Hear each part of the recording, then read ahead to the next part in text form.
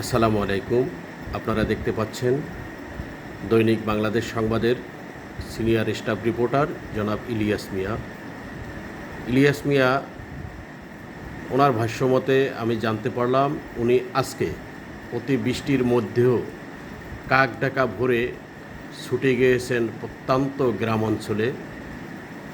এই অতিবৃষ্টির কারণে গ্রামের কি অবস্থা, গ্রামের মানুষ কি অবস্থায় আছে, তাদের জীবন মান জীবিকা এবং তাদের ফসলি জমি কী অবস্থায় আছে সেটা দেখার জন্য উনি সব কিছু ঘুরে আসার পরে আমরা আমন্ত্রণ জানিয়েছি দৈনিক বাংলার সংবাদের অফিসে। আমি এখন ইলিয়াস ভাইয়ের কাছ থেকে জানতে চাব যে আপনি যে উদ্দেশ্য নিয়ে গ্রামগঞ্জ ঘুরে দেখলেন। আচ্ছা ইলিয়াস ভাই, কি দেখলেন? ধন্যবাদ আরিফ ভাই আপনাকে। হ্যাঁ, আপনি সত্যিকার শুনছেন যে আমি সকালবেলায় গিয়েছি গ্রামে, যে কতদিন পর্যন্ত ওয়েদার খারাপ, বৃষ্টি পড়তেছে। এই বৃষ্টির ভিতরে গ্রামের মানুষ খুব অসহায়।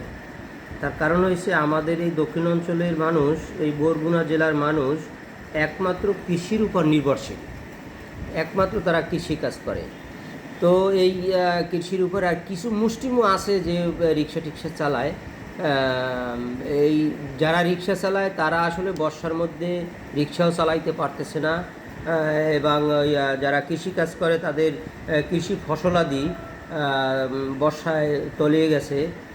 তাদের জীবন যাত্রার মান এখন খুবই কষ্টে। তাদের হতদরিদ্র মানুষ, তাদের এক হইল কিস্তি দিতে হয়, তারপর হইলো সংসারে বাজারঘাট করতে হয়। এ নিয়ে তারা খুব কষ্টের ভিতরেই আছে। তারপরেও আল্লাহর কাছে লাখো শুকরিয়া যে চিটাগাঙের চেয়ে আল্লাহ আমাদেরকে যথেষ্ট পরিমাণে ভালো রাখছে। গ্রামগঞ্জের মানুষ খুবই দুর্বিষহর ভিতরেই আল্লাহ তাআলা খুব ভালো রাখছে। আচ্ছা ইলিয়াস ভাই, ধন্যবাদ।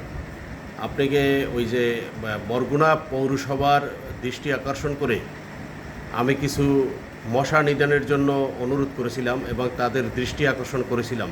সেই ভিডিও, ছবি এবং লাইভগুলো কি আপনি দেখেছেন? হ্যাঁ, এগুলো আমি পেয়েছি অবশ্য। এই বর্ষার সময় এই মশাগুলো আমাদেরকে খুব কষ্ট দেয়, আহত করে। সেটা হলো যে ডেঙ্গু ছড়ায়। যেমন এক বছর ডেঙ্গু ছড়ায়, এবছরও ডেঙ্গু কিছু কিছু ধরা পড়ছে। তো আসলে উচিত পৌরসভা থেকে প্রতিনিয়ত এই নর্দমাগুলো বা পরিষ্কার রাখা, বা পৌরসভা থেকে এটার একটা করা উচিত যে মশা কীভাবে নির্ধারণ করা যায়, প্রতিহত করা যায়। এটা পৌরসভা থেকে এই উদ্যোগটা নেওয়া উচিত।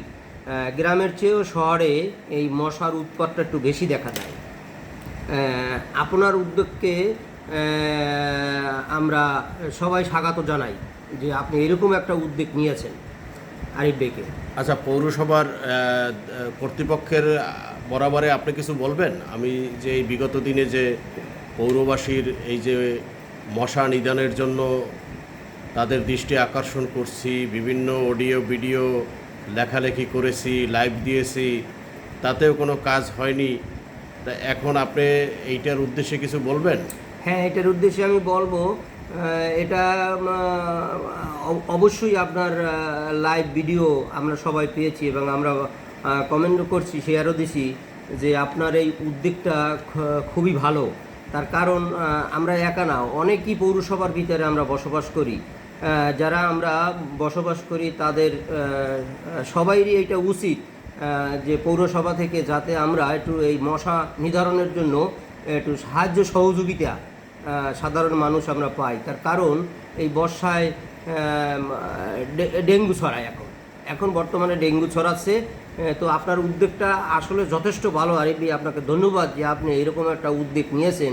এবং আমি পৌরসভায় যিনি দায়িত্বে আছেন এখন, তাকেও আমি অনুরোধ করব কিভাবে আমাদের এই মশা থেকে পরিত্রাণ পাই, এটার সরকারকে দৃষ্টি দেওয়ার জন্য আমি বিশেষভাবে অনুরোধ করছি।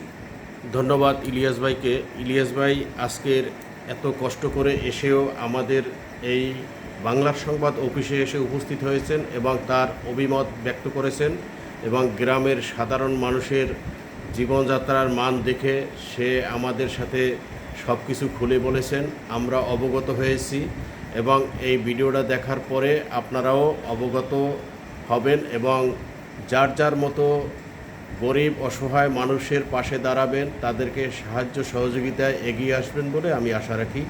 সকলকে ধন্যবাদ জানিয়ে শেষ করছি।